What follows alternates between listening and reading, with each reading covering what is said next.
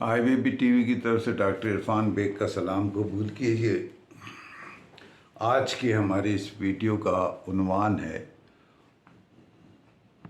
نون، جنون اور قانون۔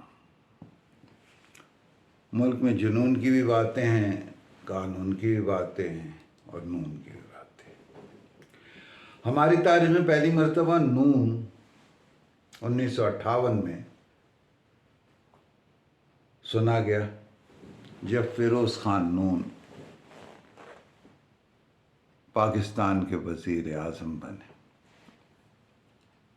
1956 کے قانون کے تحت بنے تھے۔ واضح ہے کہ 1935 کے قانون ہند کے تحت پاکستان آزاد ہوا تھا اور بدقسمتی سے ہمیں ایک سال کے بعد قانون بنا لینا چاہیے تھا،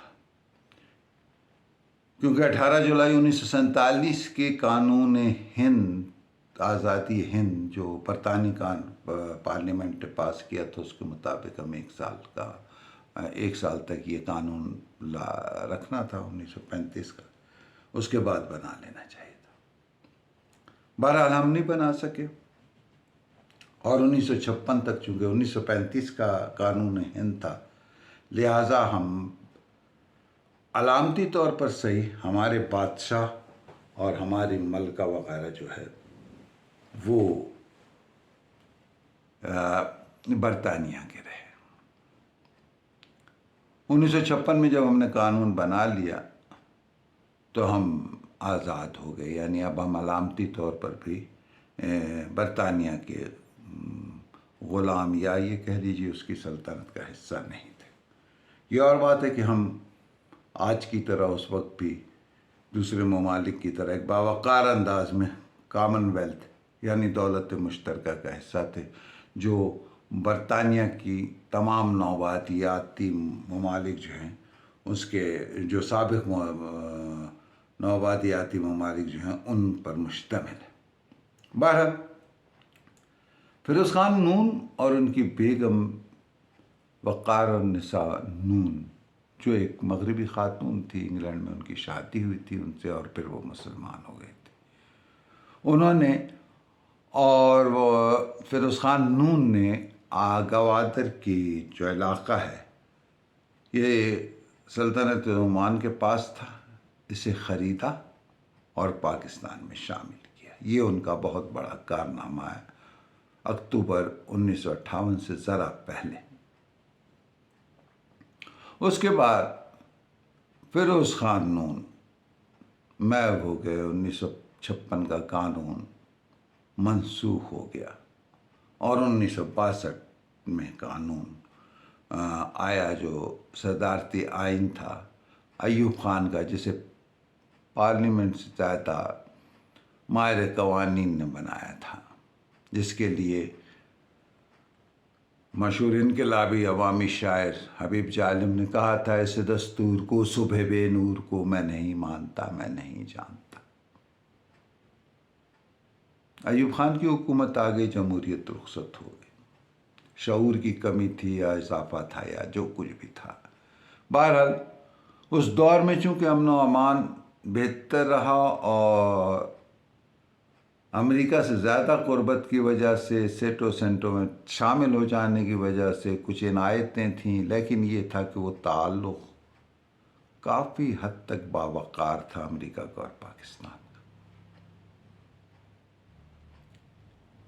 اب ایوب خان نے لکھا بھی تھا کہ فرینڈ ناٹ ماسٹر، جس میں آخر میں انہیں قلق بھی تھا، دکھ بھی تھا کہ 65 میں جیسا وہ سمجھ رہے تھے امریکہ نے وہ کردار ادا نہیں کیا تھا۔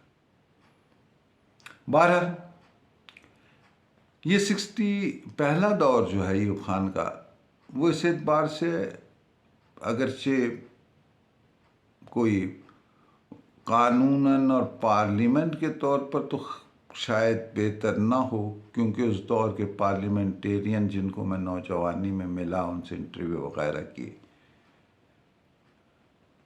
لیکن یہ ہے کہ بہرحال قوانین جو بنائے گئے تھے اس میں ایسا نہیں تھا کہ کرپشن بہت کو کھلی اجازت مل جائے۔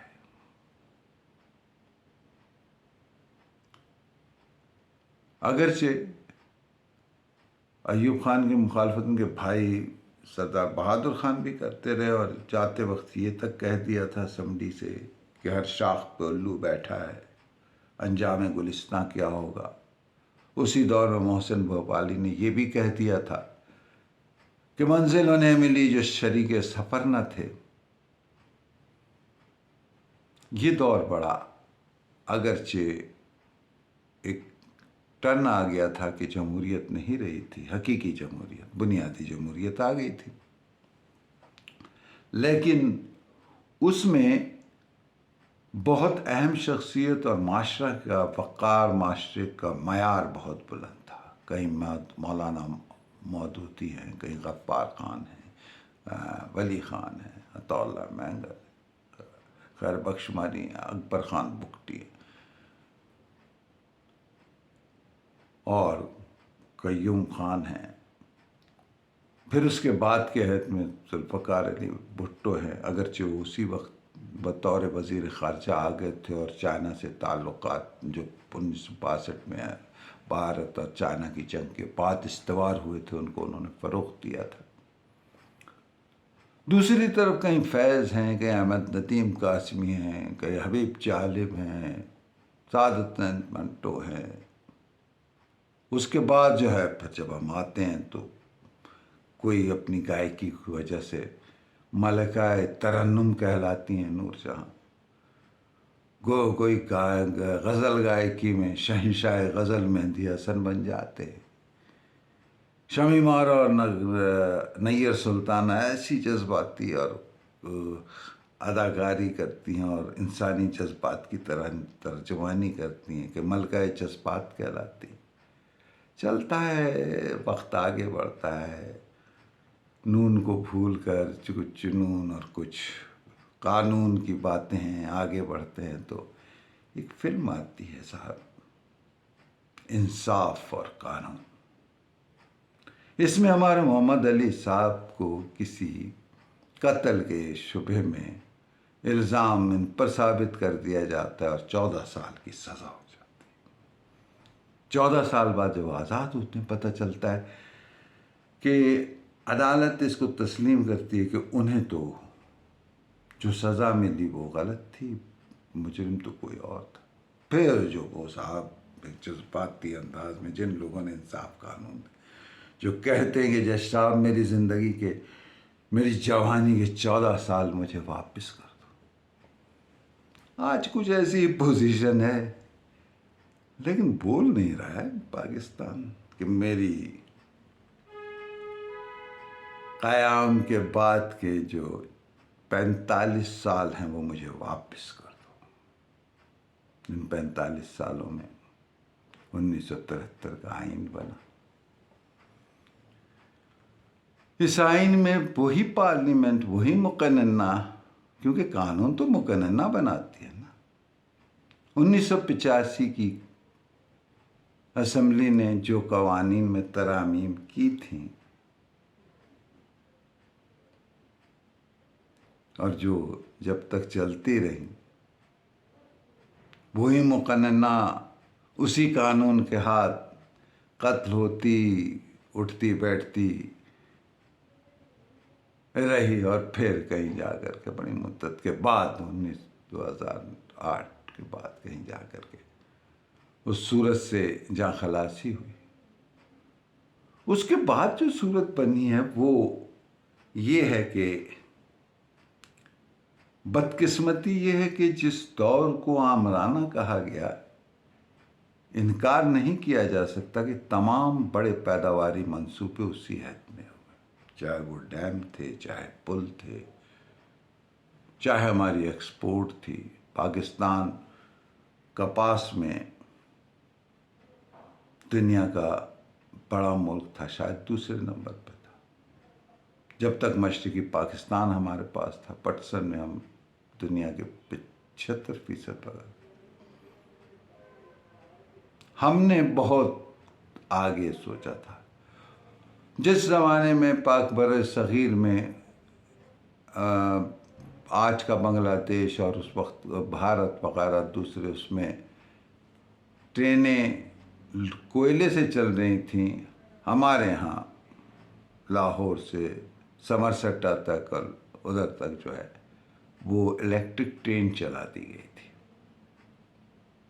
آج آپ اس قدر خسارہ ہے اربوں روپے کا کہ ہم چاہتے ہیں کہ ہمارے اس ریلوے سے جان چھوٹ جائے. پی آئی اے سے جان, پی آئی اے وہ پی آئی اے جس نے عرب امارات, دبئی اور اس کے ایئرپورٹ بنانے اور اس کو چلانے اور اس کو سمجھانے کہ طریقہ کیسا ہوتا ہے اس کو متعارف کروایا تھا. اس دور میں ایئر مارشل نور خان جیسے لوگ جو نواب امیر محمد خان کے غالباً بھتیجے تھے, امیر محمد خان جنہوں نے آتے ہی کہا تھا یہ لا ہے اور یہ آرڈر ہے, اور پھر کیا لا اور آرڈر تھا. جسٹس کیانی کہتے ہیں محفل میں شریک تھے اور نواب صاحب کھانا کھا رہے تھے, ان کا چمچہ گر گیا, آواز دی جسٹس کیانی نے, نواب صاحب پلیٹ سنبھال کے لے رکھیے, چمچے بہت.